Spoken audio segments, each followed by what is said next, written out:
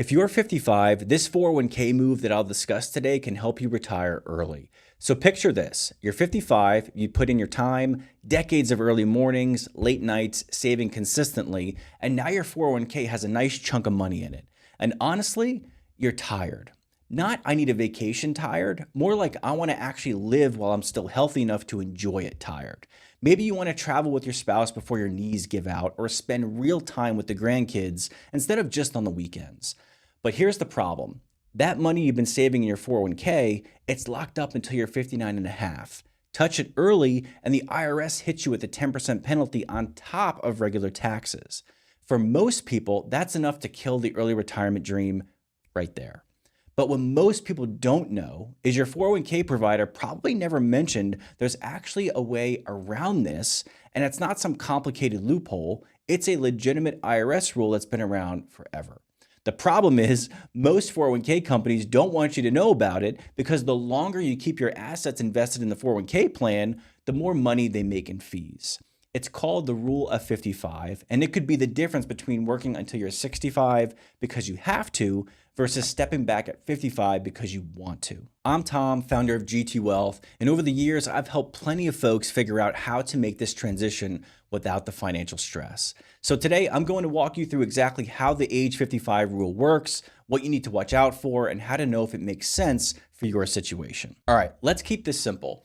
The rule of 55 basically says if you leave your job at 55 or older, whether you quit, get pushed out, or just decide you're done, you can start pulling money from your current employer's 401k or 403b plan without the 10% early withdrawal penalty. Now, you'd still pay regular income tax on it, just like you would at 65, but that extra 10% penalty is gone. Now, why doesn't everyone know about this? Think about it from your 401k company's perspective. Let's say you've got $700,000 saved up and they're charging you 0.5% to manage it. That's $3,500 a year they're making off of your account. If you retire at 55 and start pulling that money out, the money they're making starts to shrink. But if you stay until 65, that's another $35K in fees over the next decade. They're not necessarily trying to screw you over, but their business model works better when your money stays there as long as possible.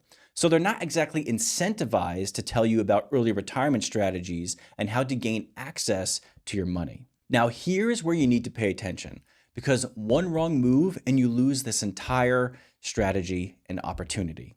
First, timing matters. You have to leave your job in the calendar year you turn 55 or later. So if your birthday is in November, you could leave anytime from January 1st through December 31st of that year. Second, and this is probably the big one, the money has to stay in your employer's 401k plan. The minute you roll it over to an IRA, you lose eligibility for the rule of 55 on that money. Now you have to be careful here because the day you leave and you retire, you're going to get a letter encouraging you to roll everything into an IRA. Don't do that. Not if you want to use this strategy. The second you roll your 401k into an IRA, you can't use this rule. Third, you need to confirm your plan actually allows it. The IRS says it's okay, but your employer doesn't have to offer it. And don't just call your HR person and ask if they have the rule of 55, because I bet they're not even going to know what you're talking about. So instead, get a copy of your plan documents and look for language around early distributions or separation from service. Then ask specifically, can I take partial withdrawals from my 401k after I leave at age 55? And find out if you can take flexible amounts or if it has to be a lump sum, because taking it all at once triggers taxes on the entire amount and could put you in a much higher tax bracket. Now, you might be wondering, what about those other strategies I've heard about? How do those compare to the 55 rule? So let's run through some of those. First, there's the Roth IRA, where you can always pull out your contributions, penalty and tax free. And there's nothing wrong with that. It is nice to have some flexibility and access to that money you put into the Roth. But let's be honest, for the majority of you watching this, most of your retirement money is probably in your 401k, not your Roth. And this is because the contribution limits on Roths are pretty small compared to what you can sock away in a 401k. So this is a common situation I see all the time. Then there's something called the 72T program, or substantially equal periodic payments, which basically says you can take equal payments from your IRA or 401k without penalties. But once you start, you're locked in for at least 5 years or until you reach the age of 59 and a half. Now, the downside with 72T is if the market crashes and you need to adjust your payment, you're kind of out of luck and you can't change anything. Or let's say your expenses suddenly change. Again, you're kind of stuck. You can't change anything. The rule of 55 is different because it's much more flexible. This year, you might need $60,000. Next year, maybe you need nothing because you pick up some part-time work you actually enjoy. The only real limitation is that it only works with your current employer's 401k, and obviously you have to be 55 or older. Now, this might sound pretty awesome, and it is a great tool, but it's not a complete retirement plan by itself. Think of it as one piece of a bridge that gets you from your last day of work to when other income starts to kick in, like Social Security. The goal is you want multiple income sources. Your 401k might be your main income from 55 to 59 and a half, but you should also have some money in a regular taxable brokerage account for flexibility and to strategically keep yourself in a lower tax bracket for specific years. And if you have a Roth IRA, that's like your emergency fund since you can always pull out whatever you put in. And don't forget about health insurance either.